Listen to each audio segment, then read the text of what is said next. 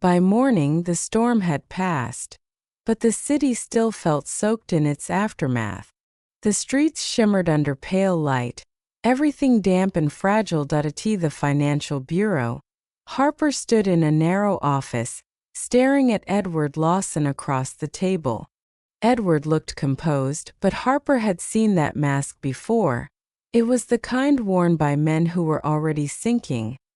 "I assume you know why you're here," Harper said. Edward gave a small shrug. "You're wasting your time. The company's books are clean." Harper opened a folder. "Clean? Because I've got bank statements that tell a different story.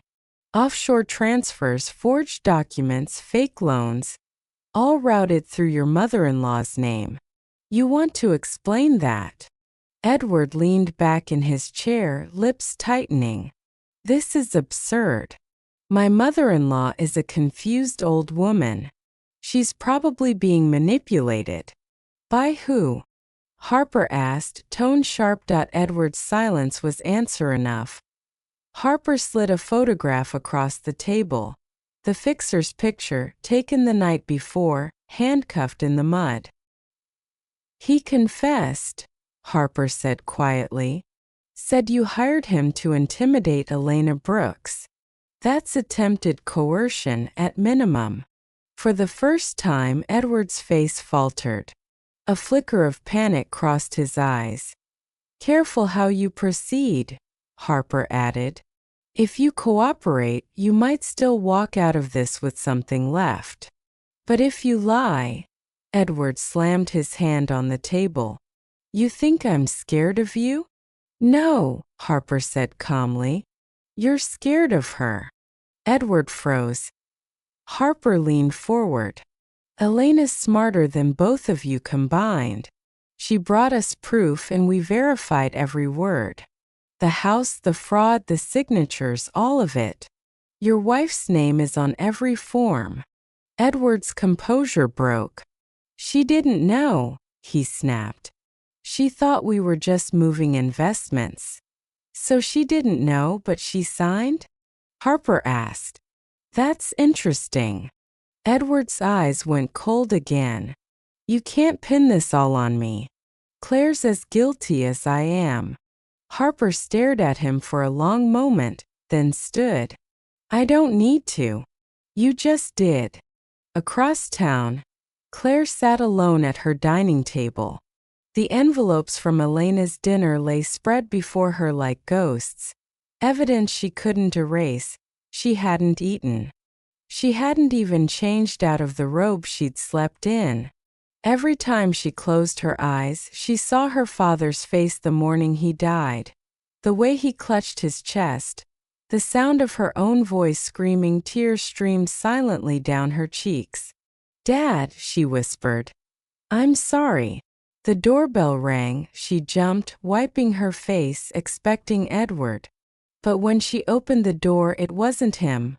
"Elena," she breathed. Her mother stood in the doorway, coat buttoned, eyes calm and steady. "Hello, Claire." Claire stepped back, trembling. "Mom, please." Elena entered quietly. "Edward's at the bureau.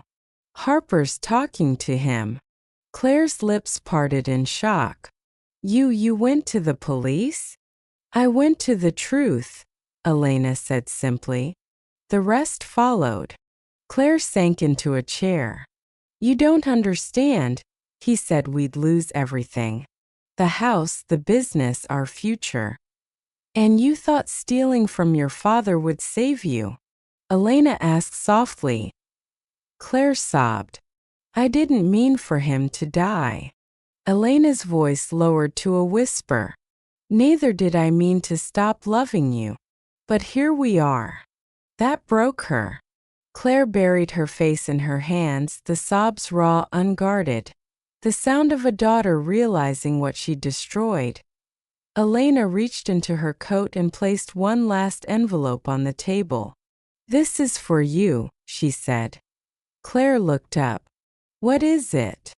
"Your father's letter," Elena said. "The one he left for me. I think you should read it." Then she turned to leave. "Mom," Claire called weakly. "What happens now?" Elena paused by the door. "Now," she said.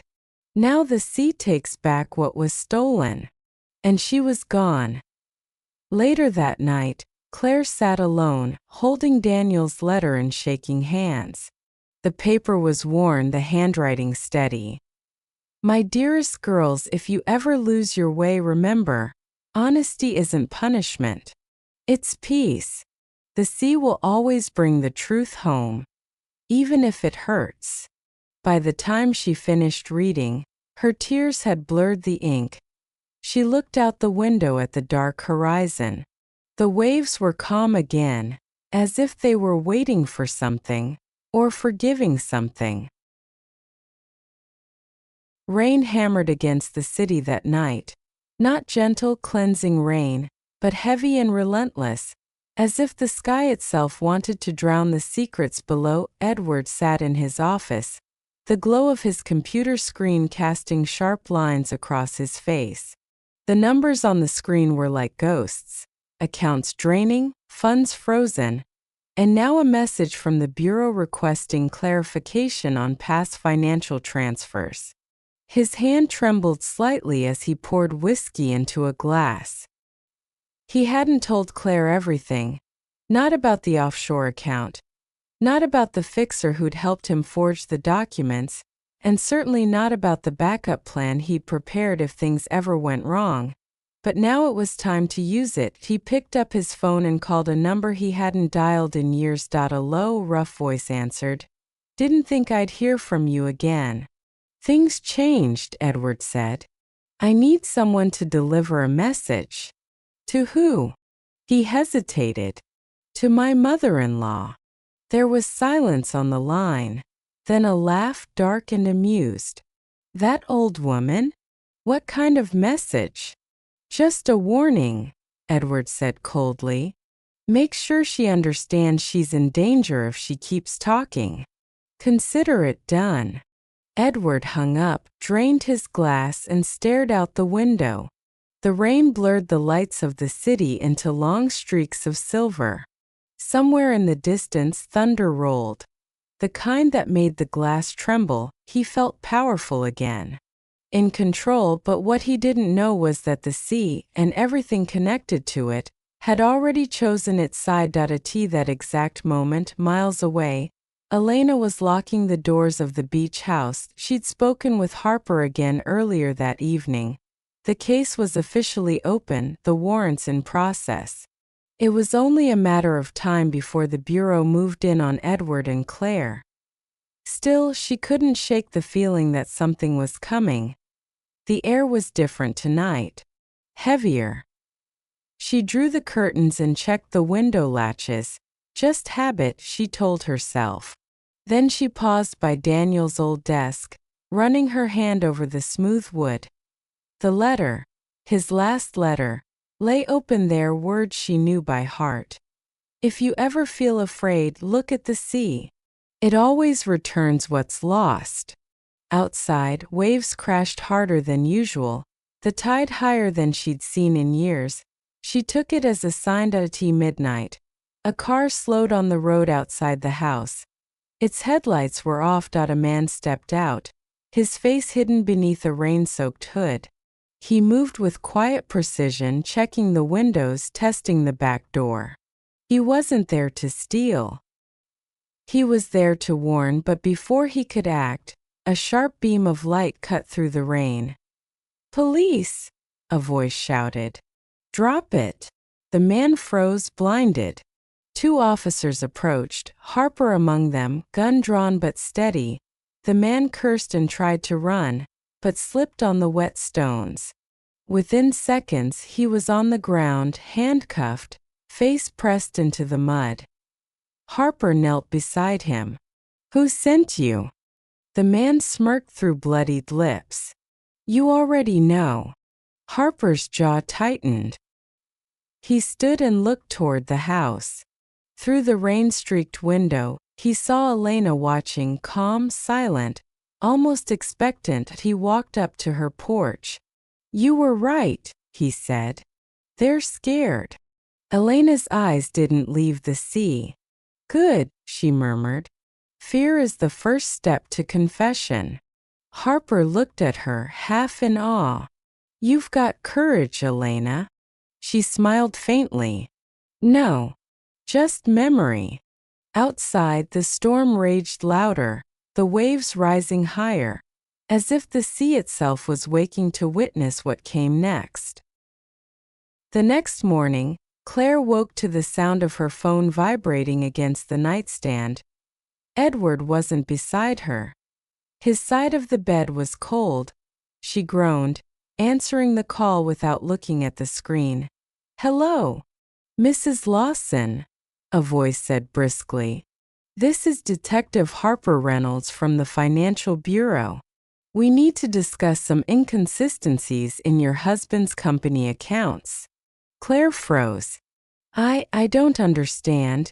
It'll be easier in person, Harper said. We can schedule a time, or I can come by today. Her pulse raced. I'll call you back, she blurted, hanging up. For a moment she just sat there, staring at the gray morning light slanting through the blinds.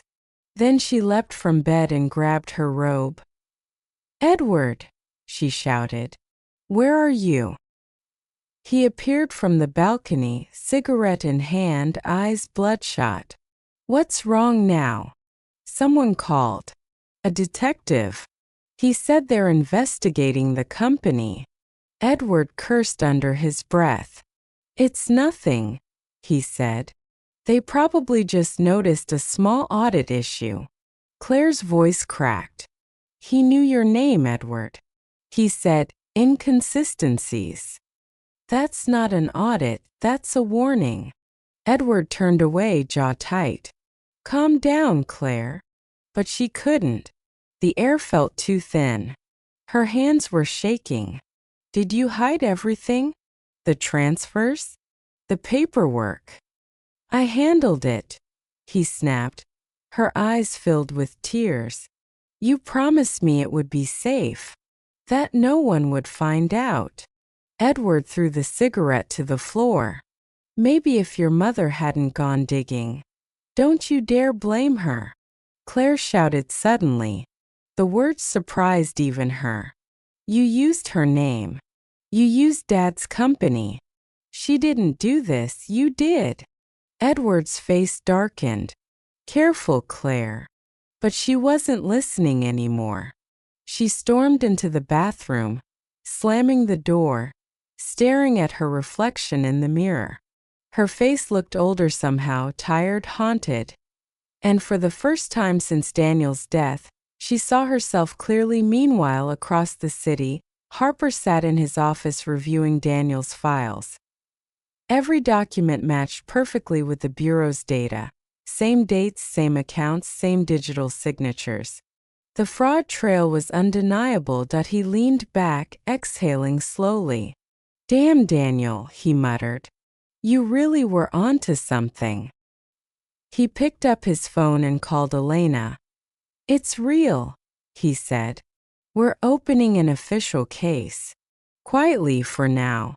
But I'll need you to stay out of sight for a while. Once this hits the system, they'll know someone talked. I understand, Elena said. Do what you have to. As she hung up, she glanced around the beach house. The scent of sea salt drifting through open windows, the faint sound of gulls in the distance. For the first time, she felt no sorrow being there. The house that had once held her grief now held her purpose. She stood at Daniel's desk, lit by the soft morning light, and opened her journal. On the first blank page she wrote, The sea forgets nothing. Neither will I. That night, Claire couldn't sleep. She lay awake beside Edward, eyes wide in the dark. Every sound made her flinch, the hum of the refrigerator, the distant siren, the rain hitting the window. Finally she whispered, Edward, what if my mom knows everything?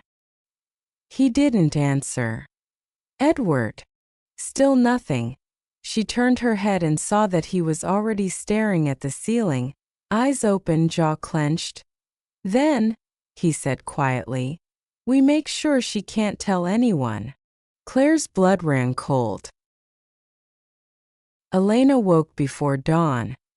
For the first time in months she felt clear-headed, her fear replaced by a strange, calm determination. She made coffee, sat by the window, and watched the city waking up. Cars passed, lights flickered on across the skyline, but all she could hear was the echo of Daniel's voice. "If something happens to me, open it when you're ready." Now she was ready. The manila envelope still sat on her table. Inside were not only documents but also a USB drive with a handwritten label. For Elena, the truth. She inserted it into her old laptop. The screen flickered to life and a video began to play. Daniel appeared, sitting in his study at the beach house, tired but resolute. "Elena," he began softly, "if you're watching this, something's gone wrong. I've discovered discrepancies in the company accounts. Transfers in your name, Claire's name, and Edward's. They've used your identity to move money. I've confronted them, but Edward threatened to ruin us publicly if I talk." He paused, sighing heavily. "I don't want to believe Claire could be part of this, but the documents say otherwise. I'm leaving everything here, passwords, files, proof. If I can't fix it, you will." The video ended. Elena sat frozen for a long time, staring at her husband's face on the black screen. Then she whispered, "I will, Daniel. I promise." By noon, she was sitting in a quiet corner of a cafe across from the State Financial Bureau, the same building where Daniel had worked for over 20 years. In her bag were printed copies of the contracts, bank records, and the USB drive. She opened her phone and scrolled through her contacts until she found one name. Detective Harper Reynolds. He'd been at Daniel's funeral, an old friend from his office, now working in financial crimes. She texted him a single message. "Harper, I have something you need to see. It's about Daniel, and about what really killed him." Within 10 minutes the reply came. "Meet me at the bureau in an hour. Use the side entrance." Harper met her in a small, windowless room filled with files and the hum of fluorescent lights. He looked older, wearier than she remembered. "Elena," he said gently, "you said this was about Daniel's death?" She handed him the folder. "About his death, and about my daughter." As he flipped through the papers, his expression changed from curiosity to disbelief. "These are corporate fraud documents, forged signatures, hidden accounts. My God, did Daniel really find all this?" "He did," Elena said. "And he tried to stop them. It killed him." Harper leaned back, rubbing his temples. "This is serious. If we verify these, Edward and Claire could both face prison." Elena's voice was steady. "I don't want them in prison for revenge. I want the truth out. I want my husband's name cleared. I want them to know what they destroyed." Harper nodded slowly. "Then we'll start there. Quietly." As he spoke, Elena noticed something in his eyes. The same loyalty he once had for Daniel. Maybe, she thought, the sea wasn't the only thing that remembered when she left the bureau. The city looked different, brighter somehow. Or maybe it was just her heart that had changed. That night, she returned to the beach house once more. The waves were crashing harder now, the wind rising like applause. She stood on the deck, watching the horizon. Somewhere deep inside, she felt Daniel beside her. "You were right, my love," she whispered. "Truth always finds its way back." And under the light of a bruised sunset, she smiled. Not in victory, but in peace, because the storm had only just begun. The doorbell chimed again, soft but sharp against the quiet of the apartment. Elena took a steadying breath before opening the door. "Mom," Claire said, forcing a bright smile. "You look nice." Edward stood behind her, tall, expressionless, his expensive watch glinting under the hallway light. "Come in," Elena said gently. The table glowed beneath the candlelight, wine poured, the smell of baked sea bass and lemon butter filling the air. Everything looked peaceful, almost festive. Edward raised an eyebrow. "Quite a setup," he said, loosening his tie. "What's the occasion?" Elena smiled faintly. "Family. Something we don't seem to have much of anymore." They sat. The air between them hummed with unspoken words. For a moment they all ate in silence, the quiet clinking of forks the only sound. Then Elena reached for her glass and said softly, "Claire, how's the new place?" Claire hesitated. "It's fine. We're still settling in." "Good," Elena said. "I'm sure the money from the beach house helped." The words landed like glass breaking. Edward's fork froze midair. Claire's face went pale. "Mom, I visited the house," Elena interrupted, her voice calm but firm. "Daniel's study. I found something he left for me." Claire's hand trembled slightly. "You went through Dad's things?" "Yes," Elena said, leaning back. "And through yours, apparently." Edward shifted in his seat. "Elena, if this is about the sale, we can explain." She slid the envelopes across the table, one to each of them. The movement was slow, deliberate, almost theatrical. "Go on," she said softly. "Explain." Claire frowned and picked up her envelope. The moment she saw the document inside, her breath hitched. Edward's eyes flicked down to his photo, him shaking hands with a man whose face he clearly recognized. Elena watched them both, her expression unreadable. "You forged my signature, Claire," she said. "You sold your father's house. You stole from the man who gave you everything." "Mom, it's not," Claire began, voice cracking. "Don't lie," Elena said sharply. Her voice rose, but her hands stayed still. "I watched your father die thinking it was his fault, that he'd lost everything through bad luck. But it was you. His own daughter." Edward slammed his glass down. "Enough. You don't understand what we were facing." Elena's eyes met his. "Then help me understand." He glared at her, jaw tight. "You want the truth? Fine. The business was collapsing. We were drowning in debt. Claire didn't want to tell you because she thought you'd panic. We used the house as collateral. When Daniel found out, he threatened to report us. We didn't mean for him to." He stopped himself too late. The air went still. Elena's heart clenched. "Didn't mean for him to what?" she whispered. Edward's face hardened. "To die," he muttered. Claire covered her mouth, tears spilling down her cheeks. "Mom, please, it wasn't like that." He got angry, his chest, he just... Elena stood slowly, her chair scraping the floor. "You killed him with your lies," she said softly. "And then you took the only thing he left me." "Mom, we were desperate," Claire cried. "You think I wanted any of this?" "I think you wanted comfort more than conscience," Elena said.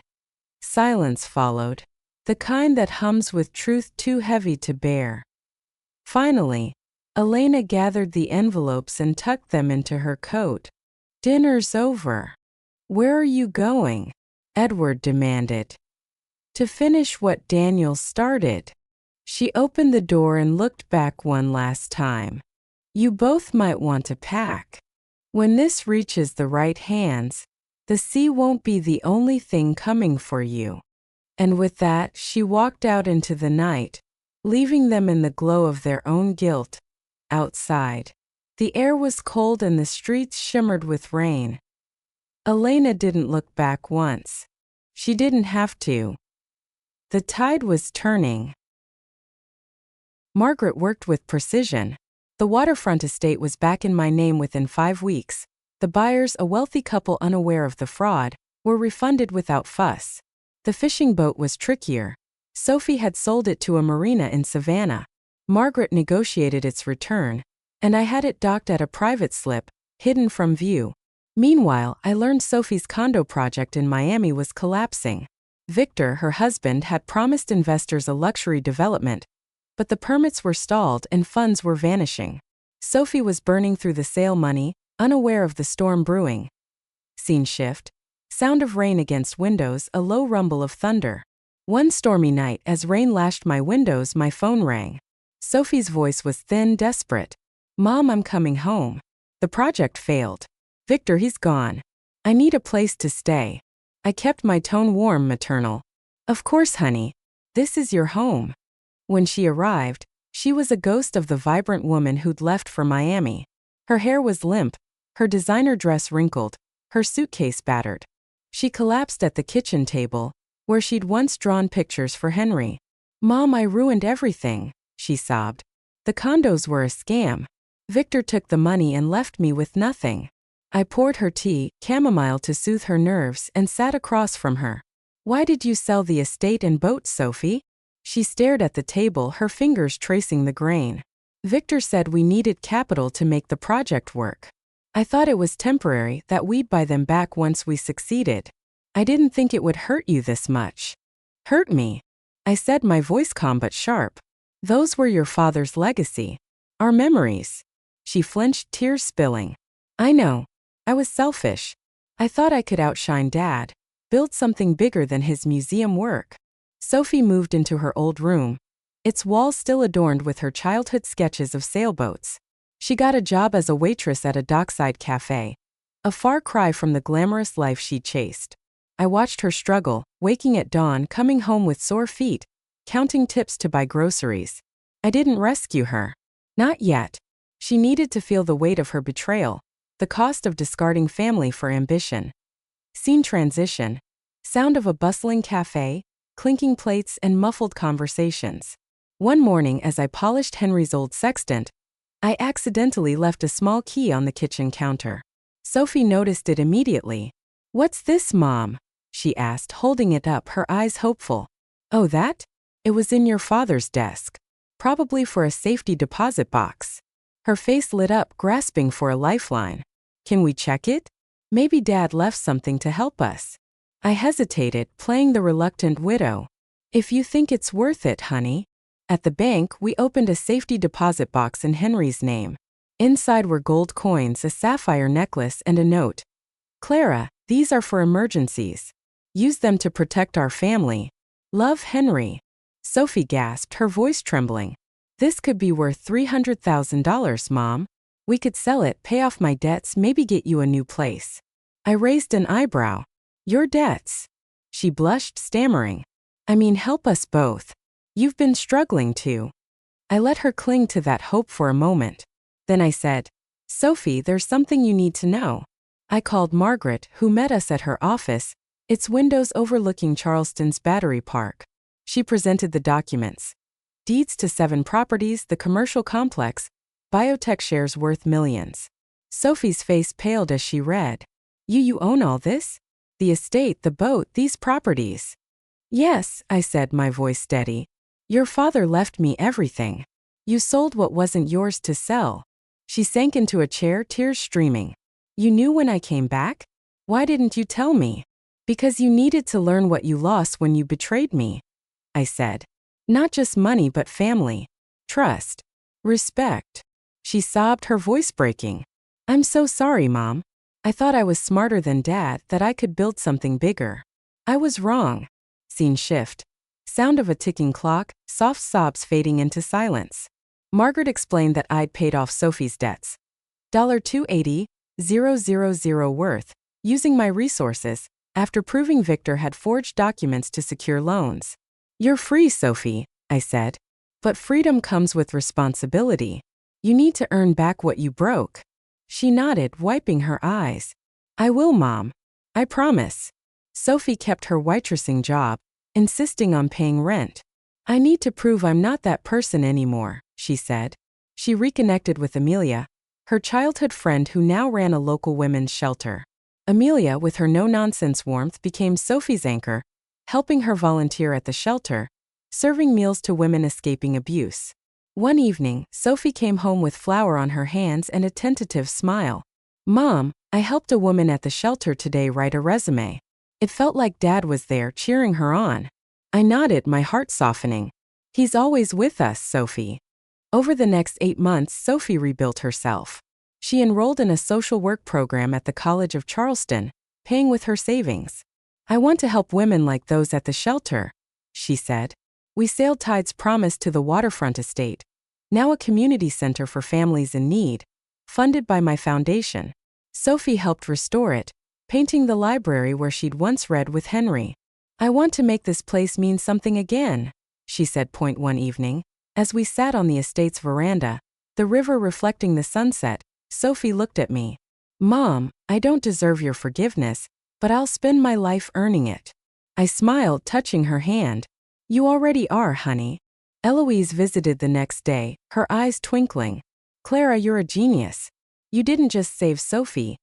You made her a woman Henry would be proud of. A year later, Sophie was co-running the community center, coordinating with Amelia to provide job training and childcare. She'd met a counselor, James, who shared her passion for service. They were engaged, planning a small wedding at the estate. Sophie received a letter from Victor, now in jail for fraud. He wants forgiveness, she said, tossing it into the river. I don't care. That life is gone.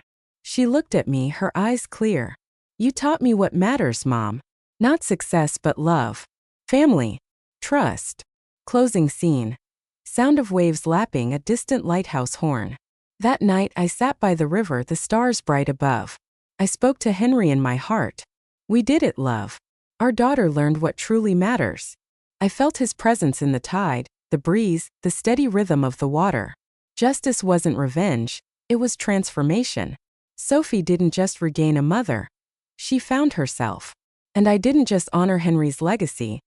I built a new one, with a daughter who finally understood the anchor of time. The morning air smelled faintly of salt and rain when Elena Carter woke to the sound of gulls crying outside her apartment window. The city stretched beyond her balcony, glass towers glinting under a dull gray sky, but her mind was somewhere else entirely. It was on the beach house, the one that had belonged to her family for generations, perched on the edge of the ocean 2 hours south of the city. She hadn't been there in almost 3 years. Not since her husband, Daniel, passed away. Elena made her coffee slowly, hands trembling just a little.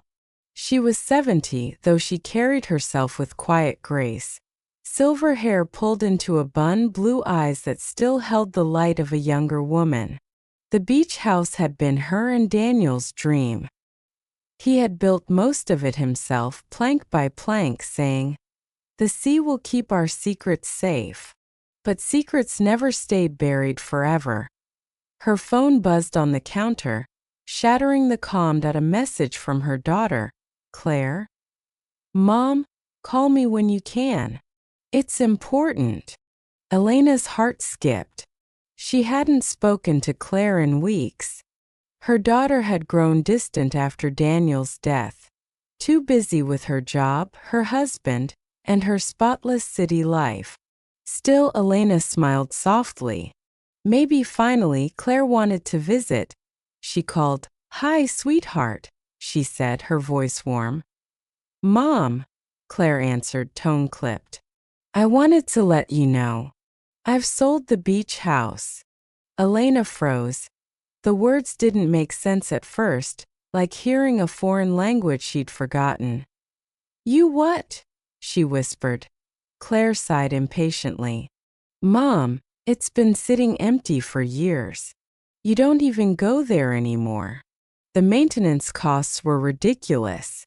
I already handled everything. The money's been transferred to your account. Elena gripped the edge of the counter.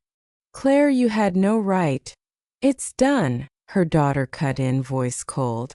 We could use the money for something practical. Maybe a retirement community closer to the city. Anyway, I've got a meeting. Bye, Mom. And just like that, the line went dead. Elena stared at her reflection in the dark window, her pulse loud in her ears. She sold the house, Daniel's house, without even asking. But then a strange calm settled over her chest, a quiet that almost felt like strength, because there was one thing Claire didn't know.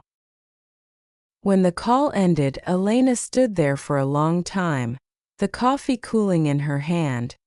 The sound of the city faded behind the hum of her thoughts.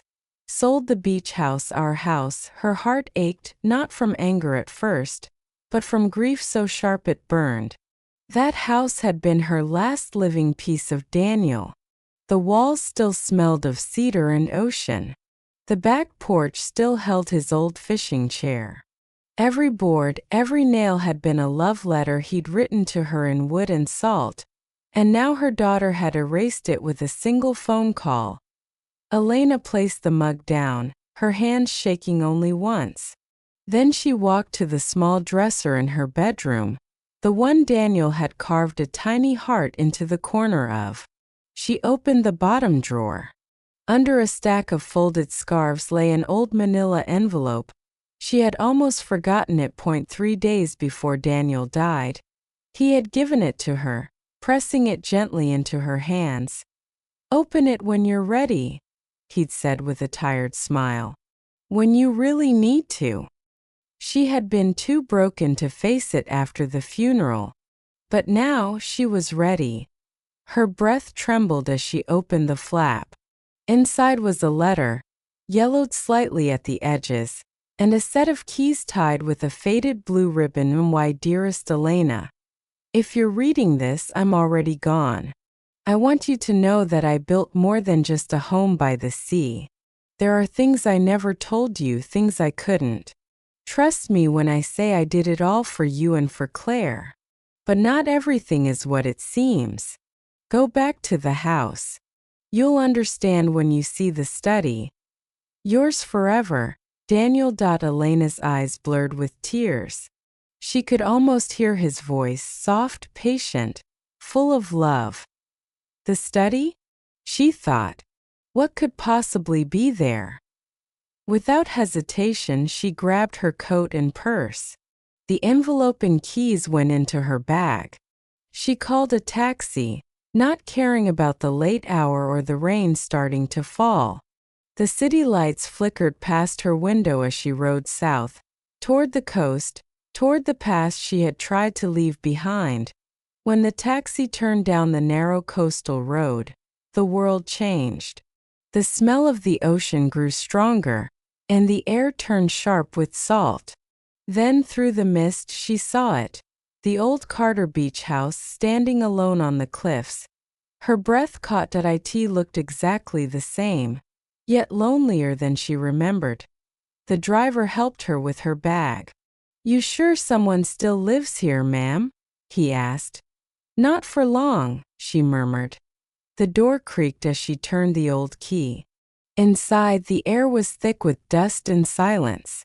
She switched on the light, and the hallway flickered to life. Photos of family vacations, Daniel's fishing trophies, Claire's childhood drawings still hanging where she'd left them. She walked straight to the study. The door stuck for a moment before opening. The room smelled faintly of books and salt.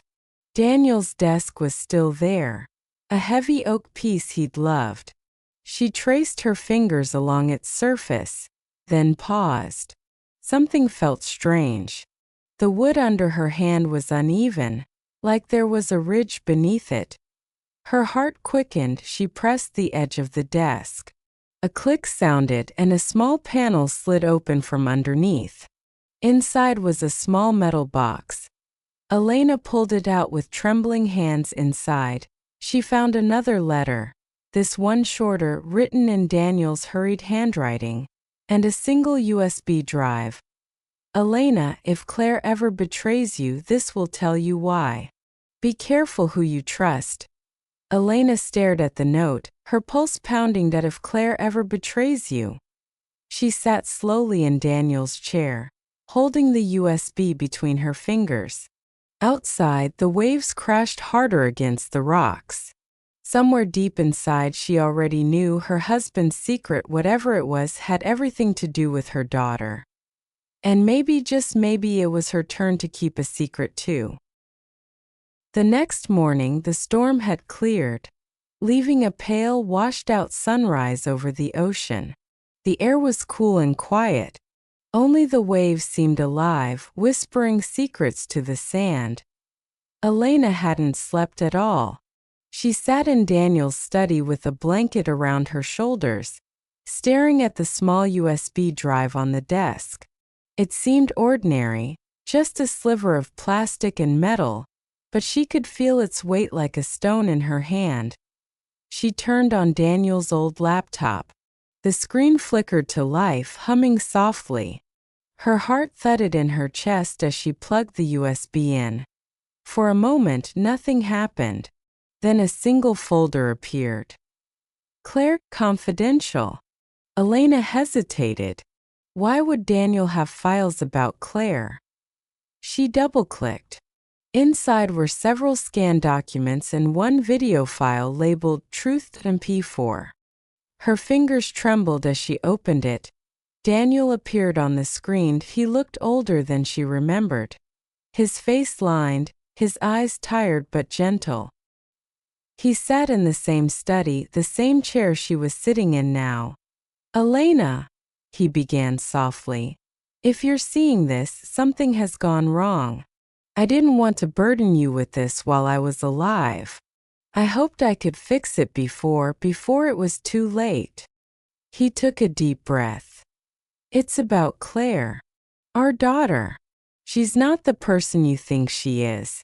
I discovered things, accounts, transactions. Someone has been using our name, our assets to move money through shell companies. I traced it back to Edward, her husband, but the documents show Claire's signature too. I confronted her once. She denied everything. Elena's throat tightened. No. I didn't tell you because I knew how much you loved her. I thought maybe she was trapped or scared.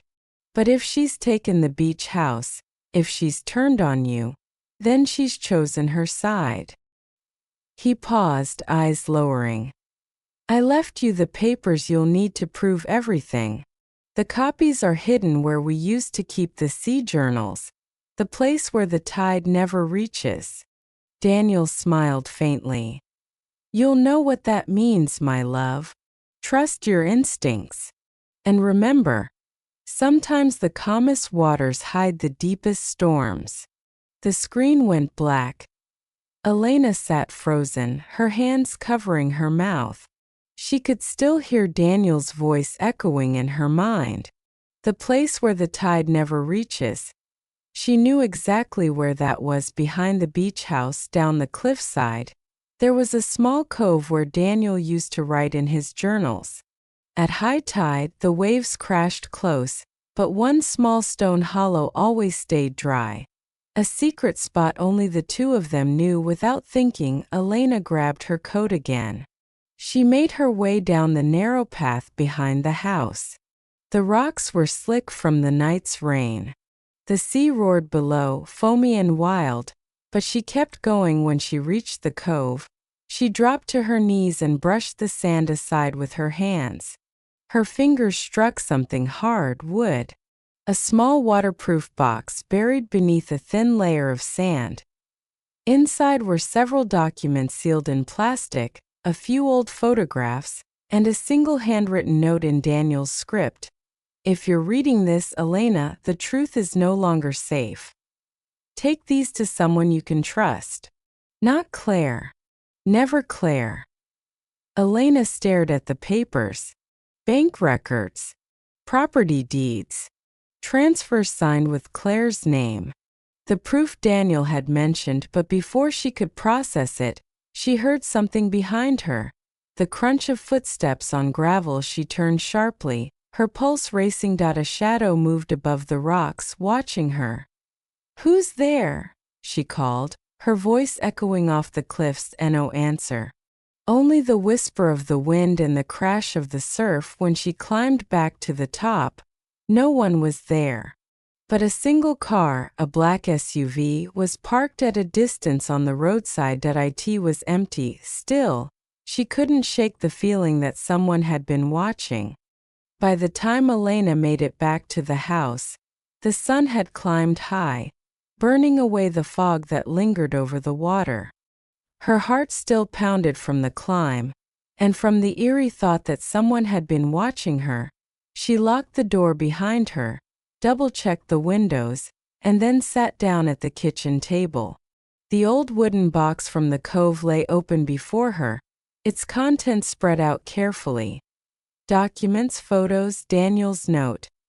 For years she had believed her daughter's life was perfect. At a beautiful home, a stable husband, a good job. Claire had always seemed confident, charming, ambitious, with a way of making everyone like her. Now all Elena could see was the deception Daniel had uncovered. She picked up one of the papers. It was a property transfer document for the beach house, dated just 3 days before Daniel's heart attack. The signature at the bottom looked like hers, but she had never signed it. Her stomach turned cold. Claire hadn't just sold the house without asking. She had stolen it. Daniel must have found out, she thought. That's why he recorded the video. That's why he left these clues. Her phone buzzed suddenly, vibrating against the table. She jumped. It was a text from Claire. "Hi Mom. Just checking if you're okay. Don't stress about the house, okay? It's better this way." Elena stared at the screen, the words blurring as anger welled up inside her. For the first time she didn't feel heartbreak, she felt something sharper.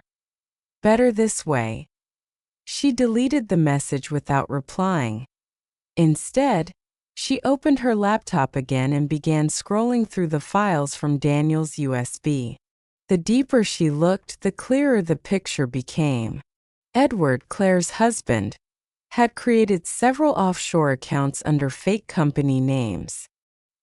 He'd funneled money through them using the Carter family properties as collateral.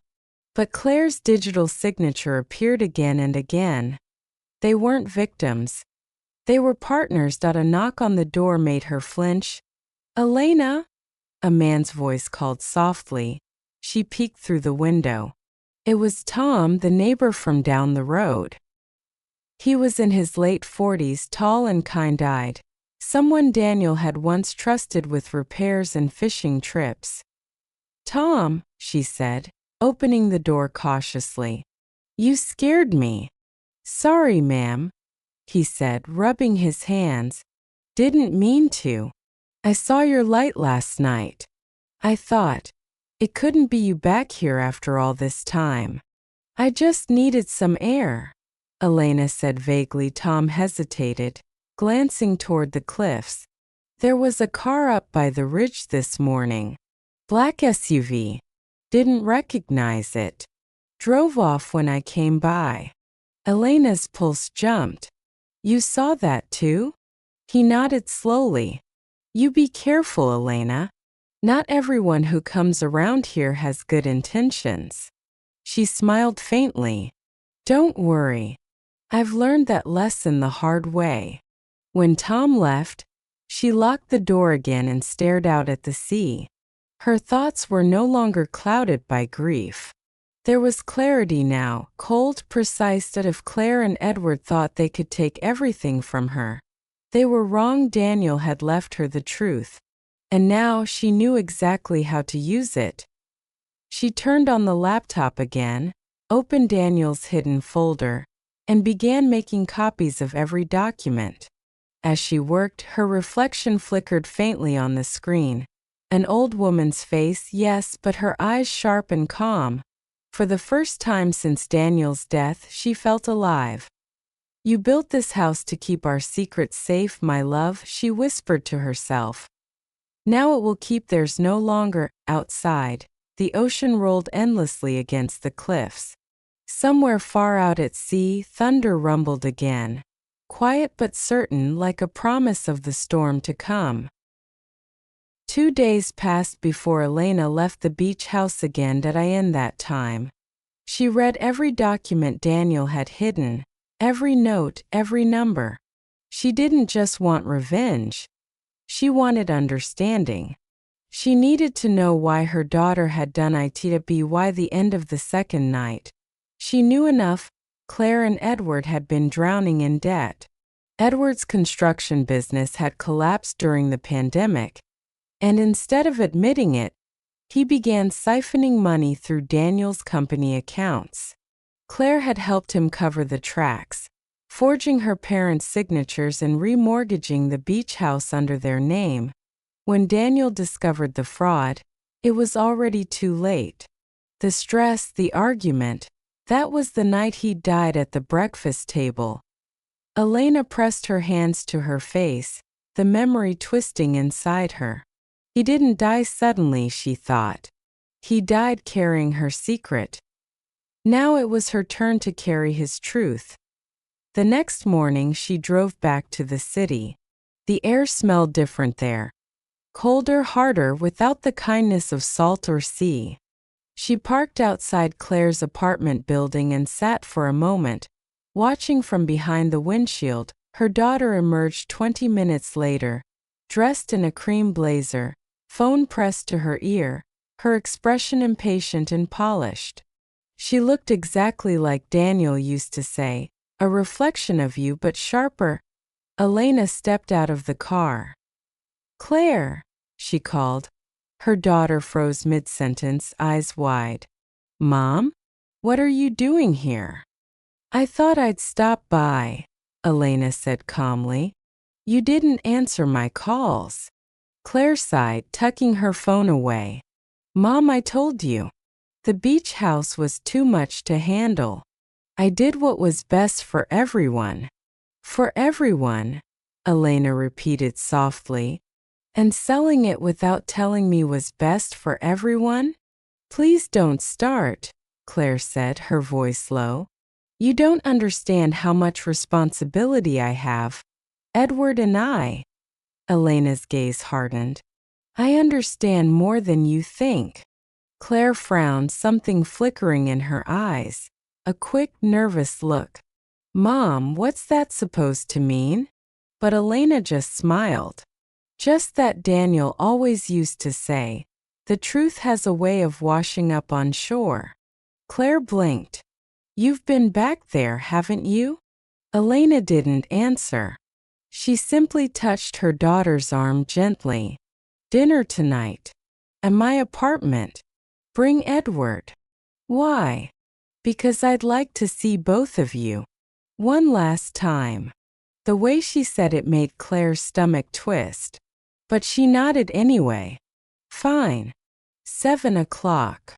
When Claire drove away, Elena stood on the sidewalk for a long time. She could feel the city moving around her, strangers passing, horns blaring, life continuing as if nothing were wrong. But she knew tonight would change everything. Back at her apartment, she set the table as if it were any ordinary dinner. Candles, her husband's favorite wine glasses, the scent of rosemary and lemon filling the air. But next to each plate, she placed something else, a white envelope. Inside Claire's envelope was a single sheet of paper, a printed copy of one of the forged contracts she'd signed. Inside Edward's, a photograph of him meeting with a man Daniel had once called the Fixer. And inside her own, Daniel's final letter dated exactly 7. The doorbell rang. Elena straightened her shoulders and smiled. Showtime, she whispered. 2 weeks later, the sky above the coast was the color of pearl, pale, still, and endless. Elena stood barefoot on the deck of the beach house, the wind tugging gently at her gray hair. The investigation had made headlines across the city. Businessman and wife under federal probe for financial fraud. Daughter of late banker involved in corporate scandal. Edward had been arrested first. Harper's team had traced every transfer, every offshore account, every forged document. Claire had turned herself in 2 days later, trembling, exhausted, and broken. She confessed everything. Now silence had replaced the storm. Elena held Daniel's letter in her hands, the real one, the original, edges soft from all the time she'd unfolded and read it. She walked slowly toward the shoreline, her bare feet sinking into cool, wet sand. "If you ever stand by the sea without me," Daniel had written, "promise me you'll look out, not back." She smiled through tears. "I kept that promise, Daniel," she whispered. "I looked forward. And I found the truth." The waves moved closer, licking at her toes. She crouched down and placed the letter in the water. It floated for a second, then the tide pulled it gently away, not drowning it, just carrying it. At a peace settled in her chest behind her. Footsteps approached. Harper stood at the edge of the dunes, hands in his pockets. "Didn't mean to interrupt," he said softly. Elena turned, smiling faintly. "You didn't. You're part of this story now." He chuckled quietly. "Case is closed. The Bureau's filing charges this week. Claire's cooperating. She might get a lighter sentence." "I don't want her destroyed," Elena said. "Just honest." "She's getting there," Harper replied. "She asked if she could write to you." Elena's eyes drifted toward the horizon. "One day," she said, "when the tide feels right." Harper nodded. For a moment they stood together in silence, the detective and the widow, watching the sea that had taken and given back everything. Then Harper said, almost to himself, "You know, Daniel used to tell me you were the calmest person he'd ever met." Elena smiled. "He mistook calm for patience. I was just waiting for the truth to arrive." That evening after Harper left, Elena sat on the porch with a cup of tea, listening to the rhythm of the water. She could almost hear Daniel's laughter in the wind, see him leaning against the railing, eyes full of mischief. "Do you see, my love?" she whispered. The sea did bring it back. And for the first time since his death, she didn't feel alone. The last light of day stretched over the waves like gold. The letter, or what was left of it, drifted somewhere out there between sky and sea. Some said the ocean forgets. But Elena Brooks knew better. The sea never forgets. It remembers every promise, every secret, every love strong enough to survive the storm. And as the tide rose to kiss the sand, she whispered one final time, "Good night, Daniel." Then she turned toward the house, her home, her memory, her peace. As the sea carried the last letter away into the horizon,